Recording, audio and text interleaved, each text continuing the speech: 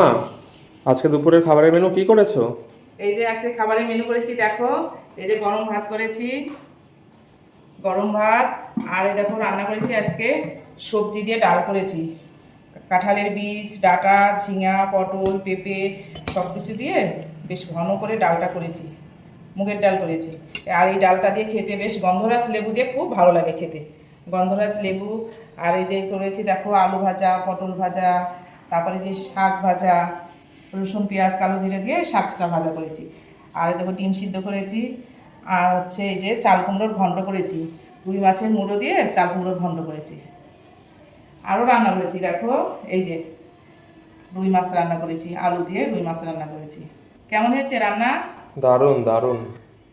আর এই দেখো আছে এই যে চাটনি, এই যে আমের চাটনি করেছি। তাহলে কি খেতে দিয়ে দেবো? হুম হুম, দিয়ে দাও খেতে তাহলে আমায়। আমরা এখন খাওয়া দাওয়া শুরু করে দিই। অনেকটাই বেলা হয়ে গেছে, 2টো বেজে গেছে। তো এই ভিডিওটা আমার এই পর্যন্তই।